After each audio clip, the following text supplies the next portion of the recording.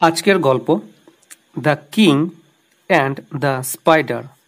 The king অর্থাৎ নির্দিষ্ট একটা রাজাকে বোঝাচ্ছে, রাজা, অ্যান্ড দ্য স্পাইডার এবং মাকড়সাটি। তো এটা তোমরা জানো, এটা রবার্ট ব্রুসের গল্প। তোমরা অনেকে হয়তো গল্পটা জানো বা জানো না। প্রথম থেকে গল্পটা শেষ অবধি শোনো।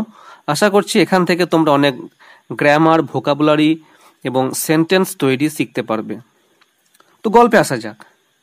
Robert Bruce, the king of Scotland. Robert Bruce স্কটল্যান্ডের রাজা। ওয়াজ ডিফেটেড অর্থাৎ পরাজিত হয়েছিল 6 Times 6 bar in a battle যুদ্ধক্ষেত্রে। অর্থাৎ রবার্ট ব্রুস স্কটল্যান্ডের রাজা, যিনি যুদ্ধক্ষেত্রে 6 বার পরাজিত হয়েছিলেন। হিজ এনিমিজ তার শত্রুরা, টুক অ্যাওয়ে ছিনিয়ে নিয়েছিল। টুক অ্যাওয়ে শব্দের অর্থ হচ্ছে ছিনিয়ে নেওয়া। এটা একটা ফ্রেজাল ভার্ব।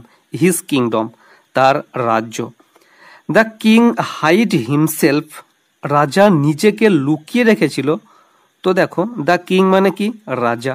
হাইড মানে HID, অ্যাকচুয়ালি HID হিড হয়, এটা হাইডের past form. The king hid himself নিজেকে লুকিয়ে রেখে ফেলেছিল। হিমসেলফ মানে নিজেকে। ইন এ কেভ অর্থাৎ গুহায়। ওয়ান ডে একদিন, হি নোটিসড এ স্পাইডার তিনি লক্ষ্য করলেন একটা মাকড়সাকে। Trying hard to climb up the ceiling প্রচণ্ড চেষ্টা করছে সিলিংয়ে ওঠার জন্য। দেখো, ট্রাইং হার্ড শব্দের অর্থ হচ্ছে প্রচণ্ড চেষ্টা করা। ক্লাইম্ব আপ শব্দের অর্থ কোথাও ওঠা। কোথাও উঠছে না? সিলিং অর্থাৎ ছাদের নিচের অংশকে সিলিং বলা হয়। সে সিলিংয়ে ওঠার চেষ্টা করছে কঠোরভাবে।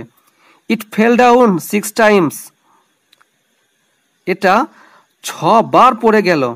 Yet it did not give up trying তবুও, ইয়েট মানে কি? পর্যন্ত বা তবুও। ইয়েট ইট তবুও এটা, ডিড নট গিভ আপ আশা ছাড়লো না অর্থাৎ প্রচেষ্টা ছাড়লো না। গিভ আপ শব্দের অর্থ কি? কোনো জিনিসকে ত্যাগ করে দেওয়া বা ছেড়ে দেওয়া। তো এখানে কি করলো? Yet it did not give up trying এটা প্রচেষ্টা ছাড়লো না। ইট ট্রাইড এগেন এটা আবার চেষ্টা করলো। And succeeded in climbing up the ceiling এবং সফল হলো সিলিংয়ে ওঠা। তো দেখো, সাকসিডেড শব্দের অর্থ হচ্ছে সফল হয়েছিল।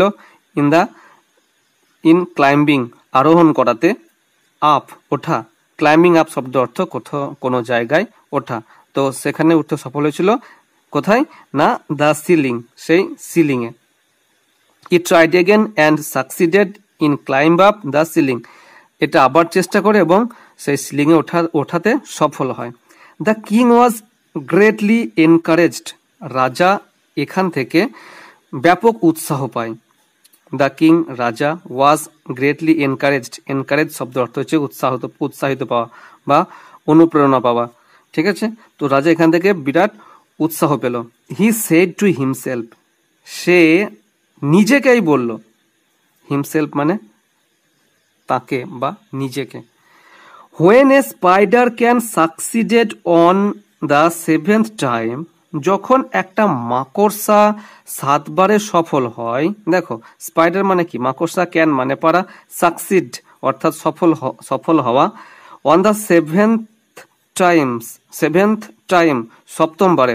Why should not I try once more তাহলে আমার কেন আর একবার চেষ্টা করা উচিত হবে না? হোয়াই কেন? শুড নট উচিত হবে না। আই ট্রাই ওয়ান্স মোর আমাকে আর একবার চেষ্টা করা। দেন হি গ্যাদার্ড হিজ আর্মি তারপর তার সৈন্যদের জমায়েত করে। টু ফাইট এগেন পুনরায় যুদ্ধ করতে। দিস টাইম সেই সময় he fought with renewed strength and energy এবার সে লড়াই করে। রিনিউড শব্দ অর্থ নতুন করে। স্ট্রেংথ মানে উদ্যম। এনার্জি মানে শক্তি বা ক্ষমতা। তো এবার সে নতুন উদ্যমে শক্তি সঞ্চয় করে লড়াই করে। অ্যান্ড অন এবং জিতে যায়। He got back his kingdom সে তার রাজ্যে ফিরে যায়। তো এই হচ্ছে আজকের গল্প। আশা করছি তোমরা গল্পের প্রত্যেকটা শব্দ এবং প্রত্যেকটা লাইনের মানে বুঝতে পেরেছো। কোনো কঠিন কিচ্ছু না, একদম সহজ ভাষায় লেখা আছে। এভাবেই তোমাদের সহজ ভাষায় ইংরেজি রিডিং পড়তে এবং সেখান থেকে মানে করতে করতে ইংরেজি ভালোভাবে শিখতে পারবে। এটাই ইংরেজি শেখার প্রথম ধাপ হিসেবে তোমরা নিতে পারো। তো আজকে এ পর্যন্তই। এরকম ইংরেজি গ্রামার, ইংরেজি ভোকাবুলারি রিলেটেড যে কোনো ভিডিও পাওয়ার জন্য অবশ্যই আমার এই চ্যানেলটাকে সাবস্ক্রাইব করে রেখো। আর